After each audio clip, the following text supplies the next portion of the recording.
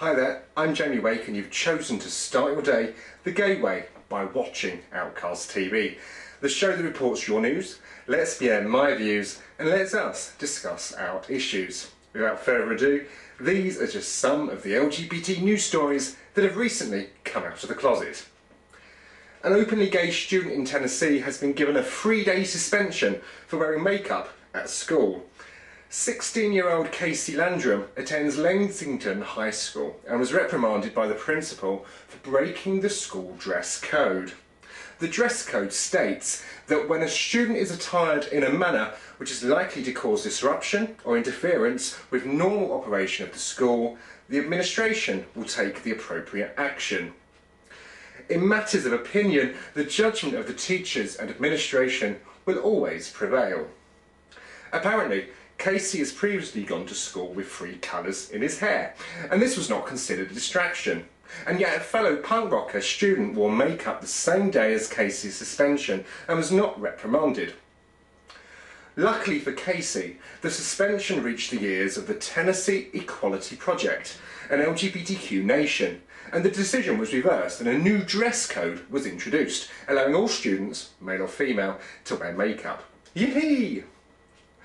I don't know what you think about Casey's story, but I'm guessing that US schools are completely different to schools here in the UK. It's hard enough preparing for exams. So do students really need the added stress of finding a foundation that matches their natural skin tone? Here in the UK we wear school uniforms, we get pregnant by 15 and smoke behind the bike sheds. In it. But across the pond there appears to be much more expression of freedom. Casey, you get 5 stars from me for standing up against equality, but I'm taking 4 stars off you for your choice of eyeshadow. Maybe he was born with it. Maybe he wasn't. Gay couples in the UK will finally be allowed to hold civil partnership ceremonies in churches under recently announced proposals. The move, which comes after an amendment was made to the Equality Act in the House of Lords that removed the ban, it is expected to come into force next month. As usual, the Church of England has come out with their usual prejudices and has warned that clergy should not provide services of blessing to same-sex couples. I asked God what he had to say about these proposals and the marriage equality consultation that's about to happen. As you just heard, God has had nothing to say on the matter.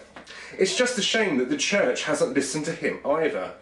The Bible is not the word of God, it's the word written by man.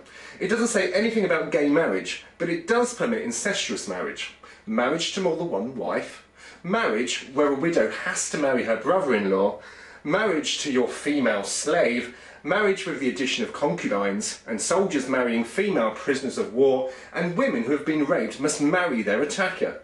It seems God permits many types of marriage, yet most of us won't agree with any of these. There is also the same book that tells us to kill anyone with a different religion, not to have sex with a woman if it's that time of the month, or both be cut off from people. And if you have a flat nose, you're blind, or you're lame, blimey, you can't go to the altar of God. It looks like we're all screwed then. Gay rights charity Stonewall has held its annual awards ceremony at the V&A Museum in London, with Bigot of the Year being awarded to outspoken Daily Fail columnist Melanie Phillips. Mel was chosen as an individual who has gone out of their way to harm, hurt or snub lesbian, gay and bisexual people in the last year. Other award winners include Vanessa Feltz as Journalist of the Year, and Broadcaster of the Year went to Scott Mills for his BBC documentary The World's Worst Place to Be Gay, which highlighted the dangers of homosexuality in Uganda. He dedicated the award to Ugandan rights activist David Kato.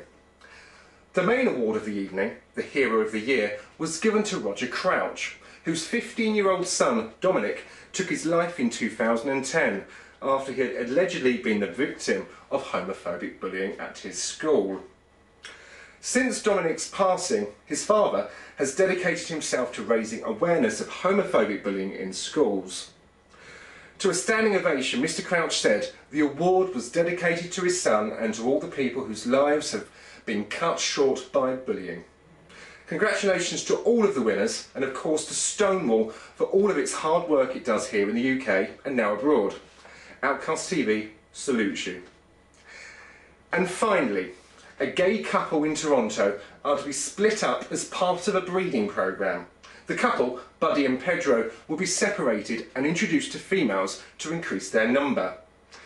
Before you have a panic, yes, we're in fact talking about two gay penguins in Toronto Zoo, and their species, the African penguin, is endangered, and the zoo wants to do their bit, even though Buddy and Pedro may not be able to do theirs. This is not the first reported gay penguin couple, with zoos in Japan, Germany, Orlando and New York turning a blind eye to their endearing courtship. Famously, in Central Park, two chinstrap penguins called Roy and Silo raised a little chick together after incubating an egg. Ah, don't tell me that hasn't got your sweetness bubbles up. My final thought of the day is that, as we've just seen, homosexuality appears in many species on our planet, but sadly homophobia only appears in one. Thankfully, the world is changing, especially here in the UK, but it's apparent that there are many countries who still use religious and cultural differences to defend their persecution of people in our community. I have this dream that every gay, lesbian, bisexual and transgender person in the world stops what they're doing for 2 minutes at exactly the same time and does something in unison to show the world that we're not outcasts and that it really is okay to be gay. I believe that the biggest weapon in fighting discrimination is visibility. It's just a dream, but whatever we do to put an end to the persecution we see every day, we need to do it together and we need to do it now.